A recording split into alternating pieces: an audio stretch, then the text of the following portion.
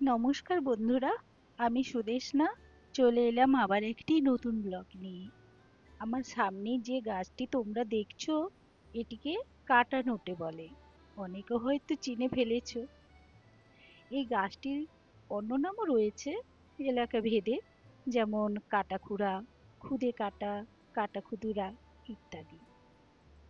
আর কেউ যদি অন্য নামে একে চিনে থাকো, তো আমায় জানাতে পারো। আমারও নামটি জানা হয়ে যাবে। সারা বছরই এই গাছটিকে শস্য ক্ষেত্রে আমরা আগাছা হিসেবে জন্মাতে দেখতে পাই। আর এর গুণাগুণ জেনে এবার থেকে নিশ্চয়ই কেউ ফেলবে না। তাহলে চলো এর গুণাগুণ সম্পর্কে আলোচনা করি। এটি একটি অত্যন্ত মুখরোচক শাক। এর ভাজা ভীষণই ভালো লাগে খেতে।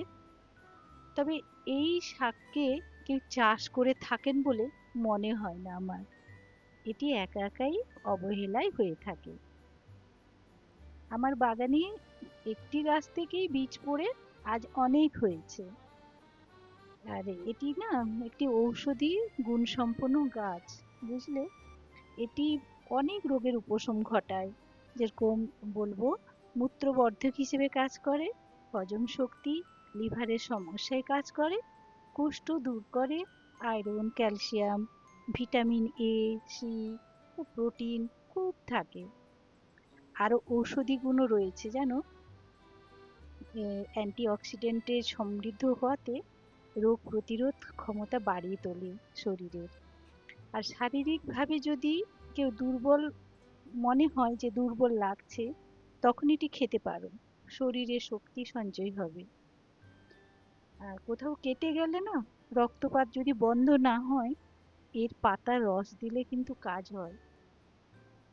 আর ফোড়ার চারপাশে পাতা বেটে লাগালে ব্যথা তো কমে যায়ই, এবং ফোড়া ফেটেও যায়। মায়েদের দুধ উৎপাদনেও সাহায্য করে। বলা যায় এটি একটি খুব ভালো ভেষজ মহা ওষুধ। আর এর শেকড়ের কথায় আসবো, সেটি পরে আর একদিন আর একটি ভিডিও নিয়ে। শেকড়েও অনেক গুণ রয়েছে, সেটি আর একদিন আলোচনা করব। তাহলে আজ আসি। তোমরা সবাই সুস্থ থেকো, ভালো থেকো এবং সাবধানে থেকো। ধন্যবাদ।